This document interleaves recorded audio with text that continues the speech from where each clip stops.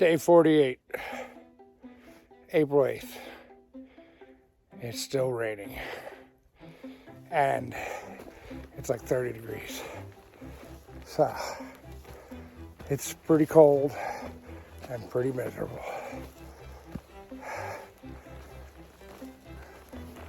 I don't know what else to say. But I got a call last night, and apparently I lost track of time, and last night was the elections at the Black River American Legion, and we have congratulations in order. I don't know all the list of names who took new officer positions, but I want to give a shout out to Anthony, the new commander, and Dave Robinson, the new second vice, and Christine Robinson, who's now a trustee. I don't know if I still am, but yeah, congratulations, guys, and keep doing the good work that you do. I've been watching all the messages. Can't do as much while I'm out on the trail, but hopefully I can bring in some more donations while I'm out. So congratulations all. And I got a 10-mile day. And I think I'm going to be seeking some shelter, unfortunately, because it's supposed to get colder. It's supposed to drop into the 20s tomorrow. So, yeah, that's the plan for now. We're headed to Devil's Fork Gap.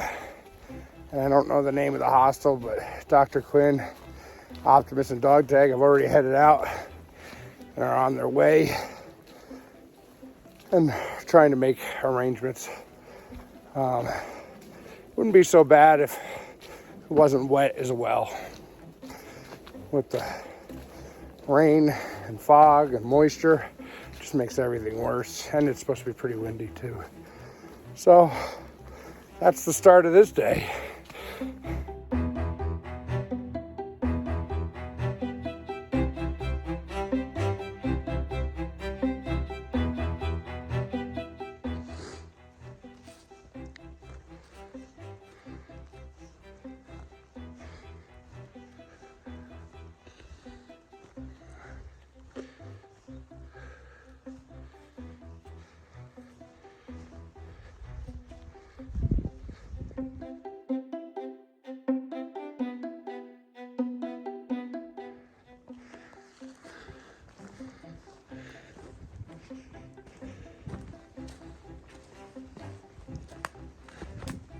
Just saw a few snowflakes. Obviously it's not going to stick, but thought we were done.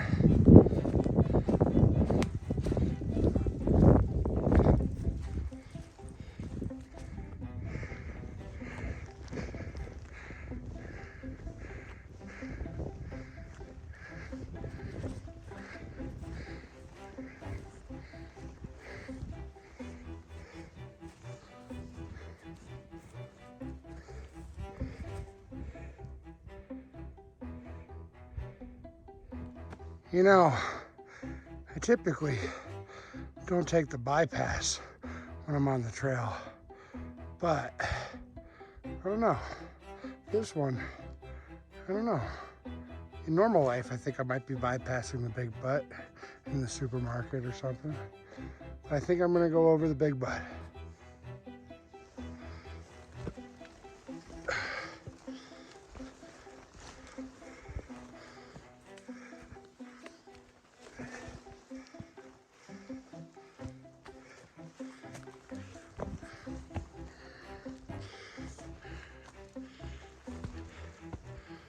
Well, when you're hiking and you come across a mountain called Big Butt, it is impossible to leave or have any maturity or not make jokes. So today I climbed to the top of the Big Butt, and I cannot lie. There's my joke. But the day beach, there was no views. Just fog and rain and ice falling from the trees.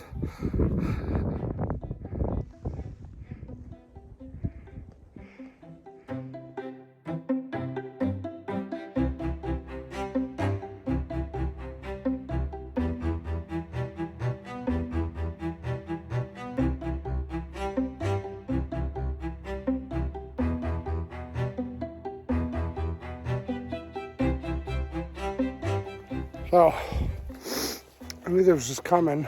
It's a slight blue blaze off the trail. I'm at the Shelton Graves, and I'll try to get the story as best as I can without reading it. I don't have a plaque here that says what happened. But from my understanding, the Sheltons were brothers. I think Millard F. Hare was a cousin or something. And then what happened was, I think they were from this area, whether it's North Carolina or Tennessee, I can't remember. But they decided to fight for the North during the Civil War. And they came home for a visit, and they were killed by their neighbors who were supporting the Confederacy. I think, maybe some leeway on that because I was told the story secondhand. I think I read it too, but that's my recollection of the story. Pretty crazy, the area was so divided. I mean, the whole country was divided, but even, when you were close to the border of the North and South, families, kind of like Hatfield McCoy's scenario, similar, I think. That was after the war, but that might have been, no, must have been during it too. Pretty crazy. I wanted to stop by it. I thought it was right on the trail though. You had to walk up, a couple, like maybe 100 feet. Not bad. But I wanted to share that with you guys. Onward.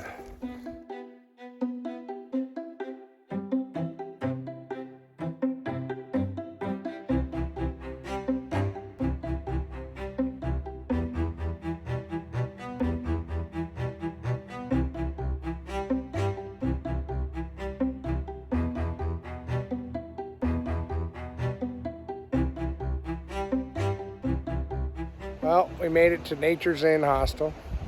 We have big plans for the next couple days. This place is pretty awesome. And we're going to stay here 2 nights. And we're going to do some slack packing. We're going to see Big Bald Mountain and some other things. But weather is a factor on Thursday. So tomorrow's going to be nice, so we're going to do a 14-mile slack pack, and then we're going to leave Thursday morning and do a smaller hike, and then we have to do kind of like a shuttle hop because we're doing things out of order for a little bit. So we'll be, I think we're going to slack pack from Spivey Gap to Sam's Gap. That's going to be our slack pack, but then we still have to go back to where we got picked up at Devil Fork. So I think we're going to go backwards from Sam's Gap to Devil's Fork on Thursday morning, and then have to get shuttled back up to Spivey and head back out on the trail. So it's going to be a little confusing. Hopefully I don't make it too more confusing than I did just now while filming. People, especially if people have done the trail before, they'll be like, well, that doesn't make any sense. But it's because of weather and trying to get the full extent of a slack pack as possible. We were originally going to try to do a 16-mile slack pack, but there's some business with Big Bald and not being able to get up to it because of some development that recently purchased what used to be like a ski area and subdevelopment or condos or something. So we couldn't get shuttled there. So we had to get shuttled closer. So that kind of threw up our plans, but we're gonna make it happen. We think we're gonna be in Irwin in the next couple of days. So that's the plan for like three or so days. and then we're gonna zero. That's happening.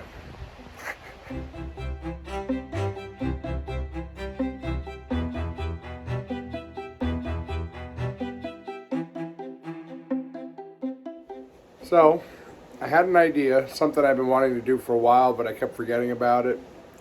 I wanted to do a series of interviews with people I've been hiking with. So look out for that. I think I'm going to do my first one tonight. But throughout the videos, I might stop and try to get a little log of everybody I've been hiking with and what their story is and what brought them out here and maybe where we met, you know, like so how long we've been hiking together. Because you do end up finding people that you're kind of similar paces and, you know, circumstances, you end up meeting back up again. So it's kind of cool as you run into people. And I know you see them in the background sometimes, but I haven't given them an opportunity to introduce themselves. So I thought I'd start doing that as I go along throughout the journey. So look forward to that. I think I got my first one tonight. Well, I'm here at Nature's Inn Hostel. I showed you around a little bit, and just previously I said I'm going to start, we're in Tennessee, by the way, since a lot of time we have no idea where we are, whether it's North Carolina or Tennessee. We're in Tennessee right now, and we're going to, I said I was going to start the interviews with people I've been hiking with. So tonight we're going to start with dog tags. All right, dog tags, tell me a little bit about yourself. Well, first I want to thank Big Sexy for the opportunity to sharing a little bit about Dog Tag's story. My real name is Rob Diamond. I'm an Army veteran, 28 years in the fire service as a paramedic. A lot of people want to know about the AT, why you're here, why you do it. Back in the 90s, I was a scout leader working in Virginia. And on our summer trip, we were up on the C&O Canal doing a bike trip. And I ran across a couple backpackers, and I thought it was unusual because I thought they were hiking the C&O Canal, which is a 184-mile towpath that goes from West Virginia down to Washington, D.C.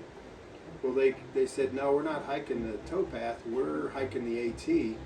And I'm a West Coast boy. I come from a military family. Both parents were Air Force.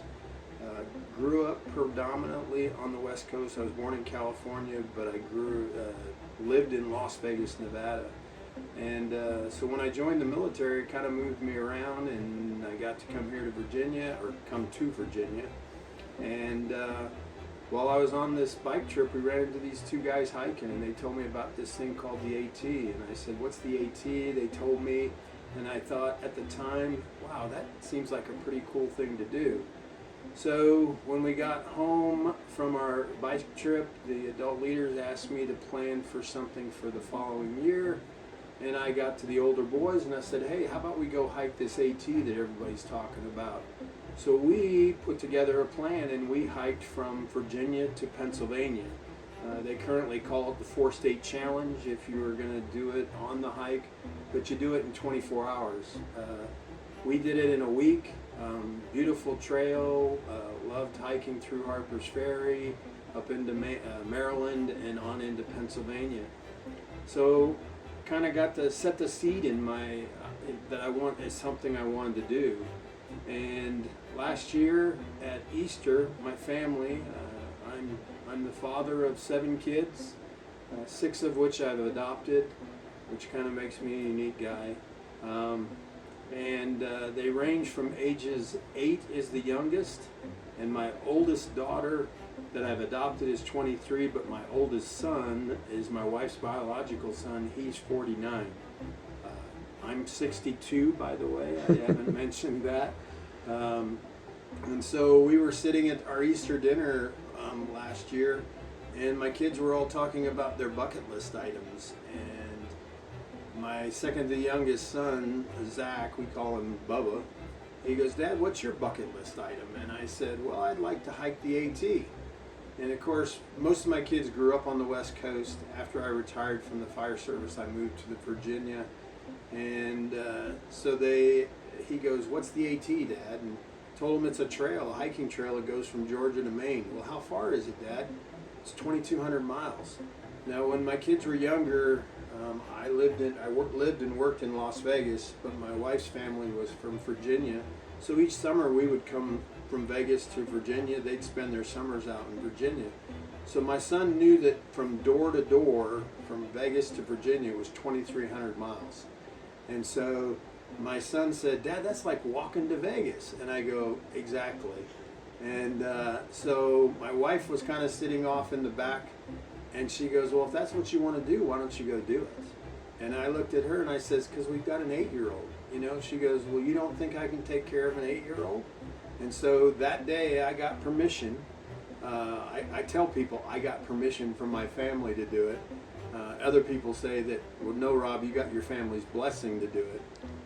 So that was the day that kind of set this whole thing into motion. And that was in March. In May, I went to Trail Days just because I wanted to see what the AT was all about. They said, if you want to learn about the AT, go to Trail Days. So I went to Trail Days. It was a cool experience. Rained every day I was there. I had actually picked up a Thru-Hiker that was on the trail at the time because I had thrown it out on Facebook saying, hey, anybody that wants to go to Trail Days, I'll pick you up and take you. So I picked up a young kid that was from New Hampshire. He was hiking in Virginia, so he and I went to Trail Days. We camped out there and got to go see all the cool things.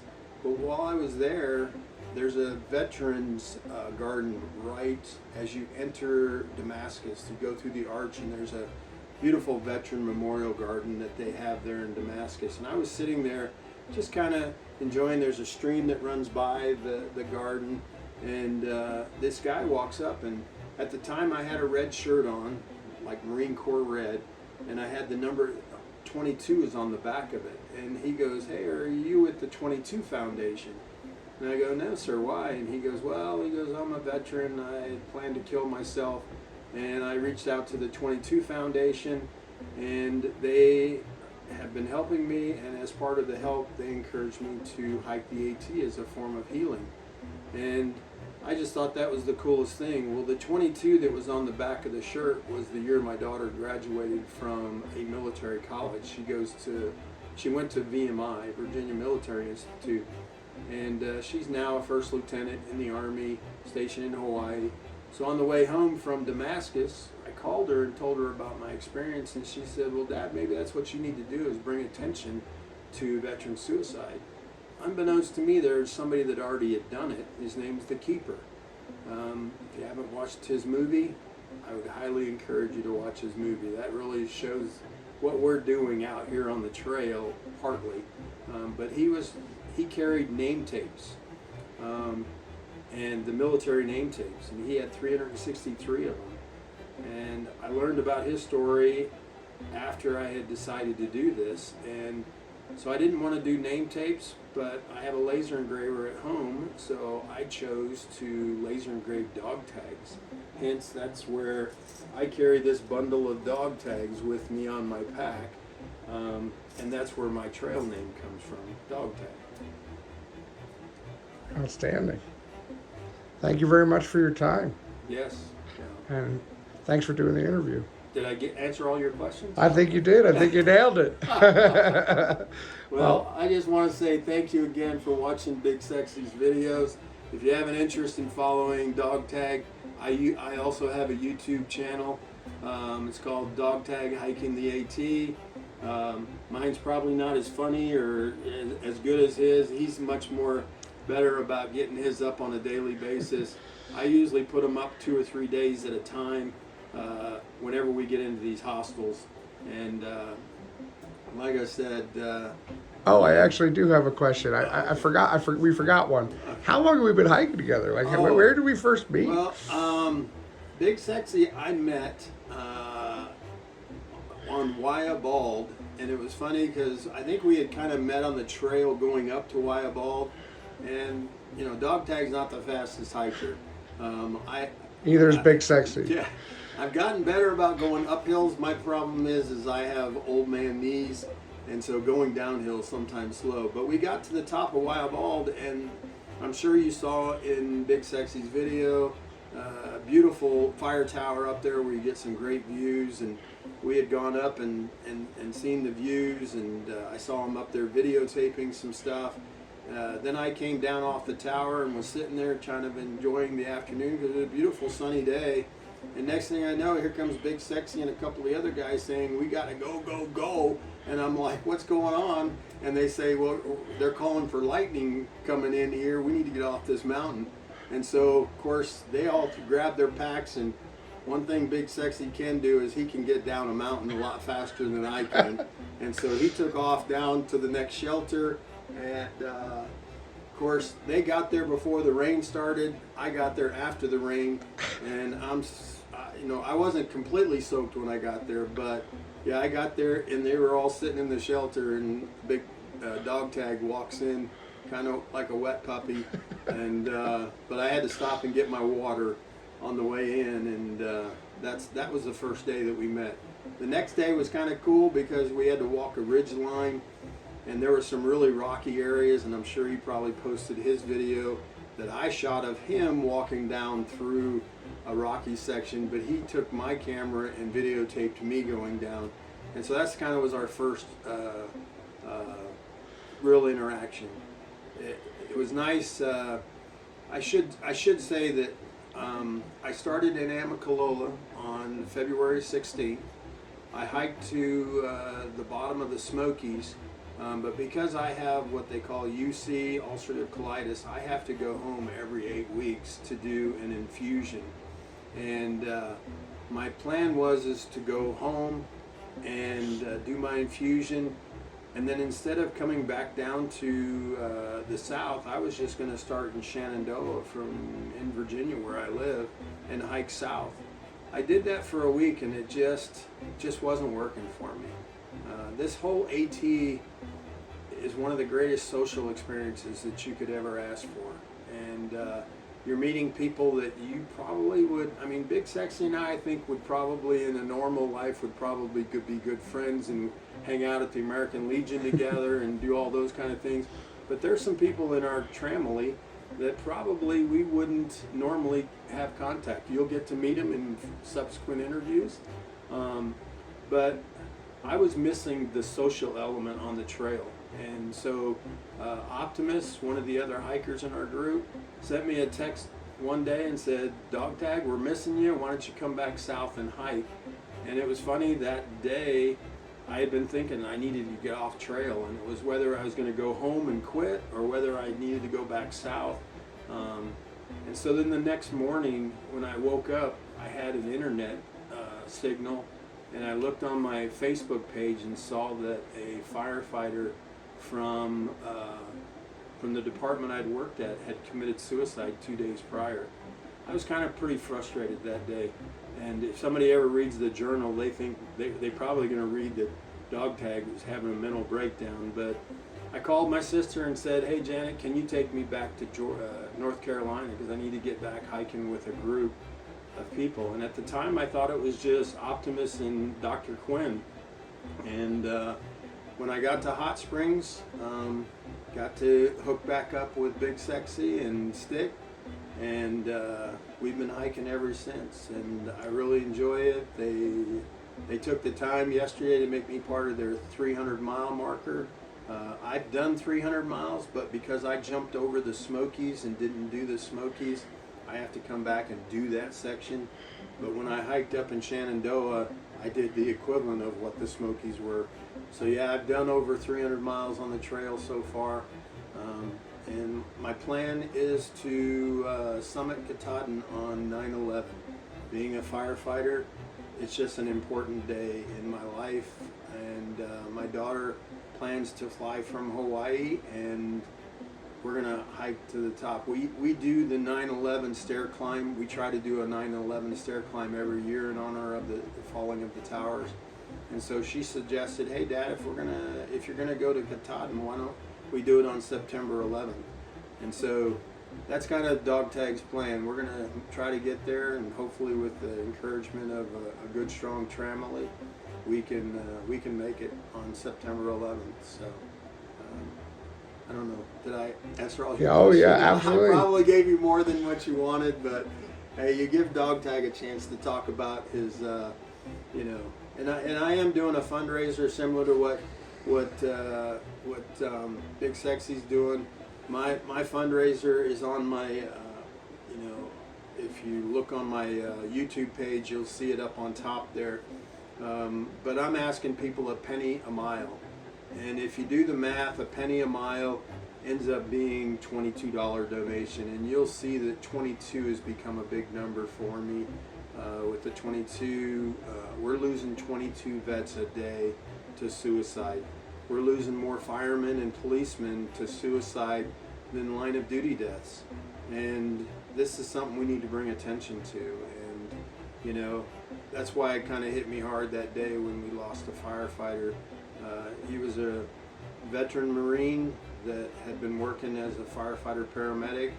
As to why he did it, we often don't know as far as suicide goes, but he did send some signals to his friends, and had they been watching a little bit closer, you know, maybe, you know, we could have prevented another loss. But when he started giving away all his personal items and things weren't important to him anymore, it should have told his friends something was not mentally going right for him.